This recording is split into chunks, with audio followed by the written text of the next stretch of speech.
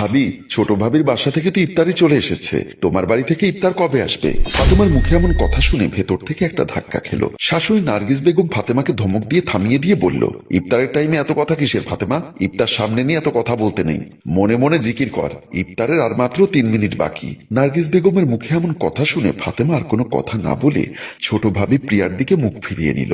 ইভা সবার গ্লাসে পানি ঢেলে দিয়ে একটা চেয়ার টেনে যখন বসলো, তখন প্রিয়া বলল, মা বাবা আপনার জন্য মিশরের স্পেশাল খেজুর এনেছেন, আমি আপনার ওয়াইড গ্রুপে রেখেছি, যখন মন চাইবে তখন খাবেন, অনেক ভালো মানের খেজুর মা। ফাতেমা বলল, তোমার বাবাকে বলবে এবার ইফতারিতে যেন কোনো রকম কিপটামি না করেন, গত বছর পাড়া মহল্লা সবাই যাতা বলা বলি করেছে।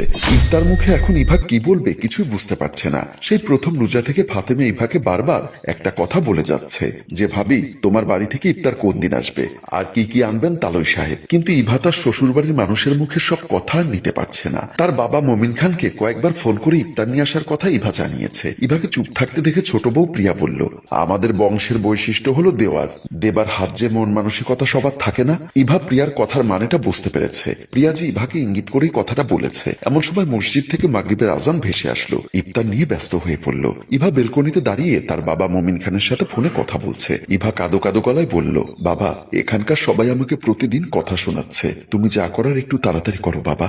ইভার কথা শুনে মমিন খান একটা দীর্ঘশ্বাস ছেড়ে বলল, মারে তুই তো আমার অবস্থাটা জানিস, রোজ আনি রোজ খাই, তোর শ্বশুর বাড়িতে ইফতার দিতে গেলে 10 থেকে 15,000 টাকার কমে হবে না, কিন্তু মা এত টাকা আমি পাবো কোথায়? বাবা তুমি একটা কিছু করো, তা না হলে আমি এ বাড়িতে মান সম্মান নিয়ে থাকতে পারবো না। ইভার মুখে এমন কথা শুনে মমিন খান তার মেয়েকে কি সান্ত্বনা দেবে কিছু বুঝতে পারছে না। হতদরিদ্র মমিন খান দু চোখের জল মুছতে মুছতে বলল, ঠিক আছে মা, তুই কোনো চিন্তা করিস না, দেখবি আমি কোনো না কোনো একটা উপায় বের করে ফেলবো।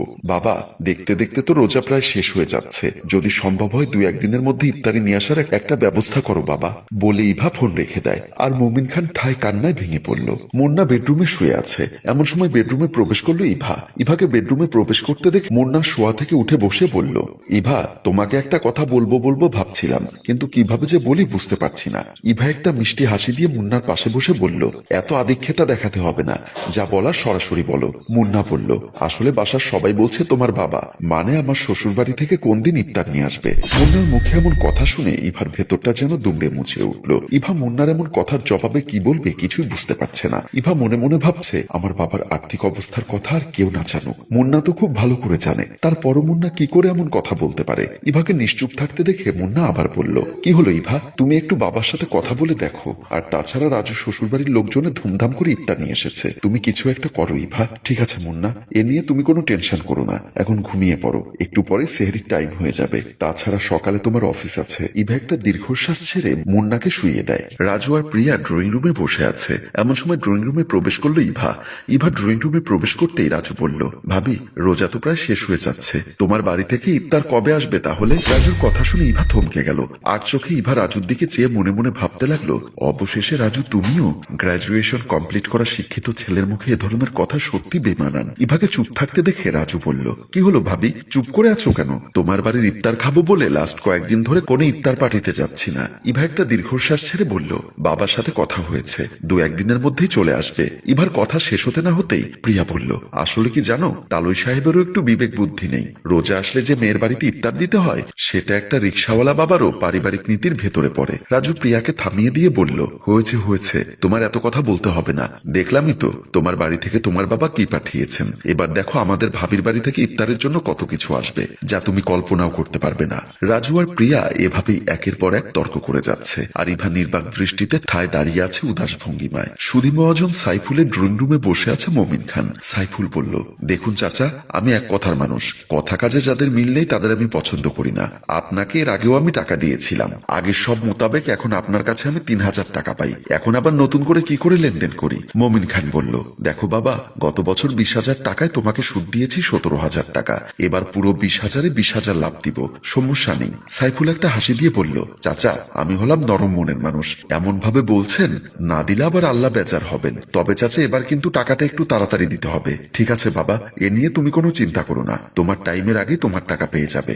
সুদখোর সাইফুল একটা মুচকি হাসি দিয়ে বলল, এজন্যই তো বলি চাচা, আমার সব কাস্টমার যদি আপনার মতো হতো তাহলে আমার আর মানুষের সাথে খারাপ ব্যবহার করতে হতো না। বলে পকেট থেকে টাকা বের করে মমিন খানের হাতে দিয়ে আবারও বলল, চাচা আমার জন্য দোয়া করুন, আমি যেন এভাবে সবসময় মানুষের সেবা করতে পারি। মমিন খান উদাস চোখে সাইফুলের হাত থেকে টাকাগুলো নিয়ে তাড়াহুড়ো করে ড্রয়িং রুম থেকে বেরিয়ে গেল। ইভা মন খারাপ করে ড্রয়িং রুমে বসে আছে। এমন সময় নার্গিস বেগম প্রবেশ করে ইভার পাশে বসে বলল, বৌমা, আশেপাশে সবাই বলা বলি করছে তোমার বাড়ি থেকে ইফতার কবে আসবে জানতে চাইছি। বিআই সাহেবকে বলো 2-1 দিনের মধ্যে যেন ইফতারি নিয়ে আসেন। নার্গিস বেগমের মুখে এমন কথা শুনে ইভা নির্বাক দৃষ্টিতে নার্গিস বেগমের মুখের দিকে চেয়ে রইল। ইভা মনে মনে ভাবতে লাগলো, একজন নারী হয়ে কিভাবে মা পারেন অন্য একটা নারীর বাবার বাড়ি থেকে সামান্য ইফতারির জন্য তাগাদা দিতে। ইভাকে চুপ থাকতে দেখে নার্গিস বেগম আবারও বলল, কি হলো বৌমা, চুপ করে আছো যে? ইভা বলল, আসলে মা, আমার বাবার সাথে কথা হয়েছে। বাবার শরীরটা বেশ কয়েকদিন ধরে ভালো যাচ্ছে না, তাই হয়তো আসতে পারছেন না। তবে 2-1 দিনের মধ্যে আসবে বলেছেন বাবা। ঠিক আছে, তাহলে ভালো, না হলে আমাদের পরিবারের মানিজ্যতের ব্যাপার। ইভা নার্গিস বেগমের কথা শুনে কি বলবে কিছুই বুঝতে পারছে না। নার্গিস বেগমকে অন্যদিকে মোটিভেট করার জন্য ইভা বলল, মা, আজ ইফতারে কি খাবেন? নার্গিস বেগম বলল, প্রতিদিন যা হয় তাই করো, আজকে তো আর আলাদা কিছু না। ঠিক আছে মা, আপনি তাহলে বসুন, আমি রান্নাঘরের দিকে যাচ্ছি বলে ইভা ড্রয়িং রুম থেকে বেরিয়ে গেল। রান্নাঘরে রান্না করছে ইভা। এমন সময় রান্নাঘরে প্রবেশ করলো ফাতেমা। রাগান্বিত হয়ে বলল, ভাবি, তোমার জন্য আমরা পাড়া মহল্লায় মুখ দেখাতে পারছি না। সবাই শুধু বলা বলি করছে যে তোমার বাড়ি থেকে ইফতার আসবে কোন দিন। দেখতে দেখতে রোজা প্রায় শেষ হয়ে আসছে, অথচ তোমাদের বাড়ি থেকে আজও ইফতার এলো না। ফাতেমা, প্রতিদিন বাসায় ভালো ভালো ইফতার খাচ্ছ, তাহলে মানুষের বাড়ির ইফতার খেতে হবে কেন তোমার? মানুষের বাড়ির ইফতার মানে ভাবি, আমাদের এলাকার একটা নিয়ম হলো কনের বাড়ি থেকে বরের বাড়িতে ইফতার নিয়ে আসা। আর তুমি তো ভালো করেই জানো এই পাড়া মহল্লায় আমাদের পরিবারের একটা সুনাম আছে ভাবি। তার মানে হলো আমাদের বাড়ি থেকে কি ইফতার নিয়ে আসলে তোমাদের পরিবারের সুনাম বাড়বে, আর যদি না নিয়ে আসে তাহলে সুনাম কমে যাবে, তাই তো? ফাতেমা মাথা নাড়িয়ে হাবোধক সম্বোধন জানালো। ইভা বলল, ঠিক আছে, যাও, তোমার চিন্তা করতে হবে না। আমার বাড়ি থেকে ইফতার নিয়ে আসলে সব কটা ইফতার তুমি একলা খেও। এখন এখান থেকে যাও, আমাকে কাজ করতে দাও। ইভার মুখে এমন কথা শুনে ফাতেমা সেখানে আর না দাঁড়িয়ে রান্নাঘর থেকে বেরিয়ে আসে। মমিন খান কলিং বেল টিপতেই দরজা খুলে দিল প্রিয়া। প্রিয়া দরজা খুলে দিতে মমিন খান রুমে প্রবেশ করলো। মমিন খান রুমে প্রবেশ করতেই চমকে উঠে চমকে দাঁড়ায়। মমিন খান দেখতে পেল তার একমাত্র মেয়ে ইভা একটা চাদরে মোড়ানো অবস্থায় ফ্লোরে পড়ে আছে, আর তার চারপাশ ঘুরে দাঁড়িয়ে আছে পরিবারের সবাই। মমিন খান তার দু চোখকে বিশ্বাস করাতে পারছে না যে তার সামনে তার একমাত্র মেয়ে লাশ হয়ে পড়ে আছে। মুহূর্তের মধ্যে মমিন খান চিৎকার দিয়ে ইভার লাশের উপর গড়িয়ে পড়ল। মমিন খান ইভার লাশটা বুকে নিয়ে চিৎকার করে বলতে লাগলো, মা, তোর কি হয়েছে?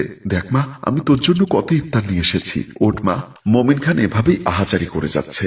নার্গিস বেগম, ফাতেমা আর প্রিয়া মাথা নিচু করে দাঁড়িয়ে আছে। মুন্না তার ভালোবাসার মানুষকে অকালে হারিয়ে ফেলবে সেটা সে কল্পনাও করতে পারছে না। মুন্না ইভার দিকে নির্বাক দৃষ্টিতে চেয়ে ভাবছে, ইভা, বুক ভরা অভিমান নিয়ে আমাকে একা রেখে তুমি চলে যেতে পারলে? মমিন খান কান্না জড়িত কণ্ঠে চিৎকার করে বলতে লাগলো, আমি এক ব্যর্থ বাবা। আমার মেয়ের মৃত্যুর জন্য আজ আমি নিজেই দায়ী। আমার মতো হত দরিদ্র মানুষ যেন কোনো মেয়ের বাবা না হয়। আমি আমার মেয়ের বাড়িতে ঠিক সময় ইফতারি দিতে পারিনি বলে আমার মেয়ে আমার উপর অভিমান করে আজ আত্মহত্যা করে আমাকে ছেড়ে চিরজীবনের জন্য চলে যায়। তোমরা আমাকে শাস্তি দাও, তোমরা আমাকে যে শাস্তি দেবে আমি আজ তা মাথা পেতে নেব। এভাবেই করুণ সুরে চিৎকার করে কান্না করে যাচ্ছেন মমিন খান। আর বুক ভরা অভিমান নিয়ে আমাদের সমাজের প্রচলিত কুপ্রথার বলি হলো 22 বছর বয়সের ইভা। এই প্রচলিত প্রথার রোশানালে প্রতিনিয়ত হাজারো ইভার মৃত্যু হচ্ছে আমাদের চারিপাশে। সম্মানিত ভিউয়ার্স, আমাদের গল্পটি যদি আপনাদের ভালো লেগে থাকে তাহলে লাইক, কমেন্ট ও শেয়ার করে আমাদের পাশেই থাকুন।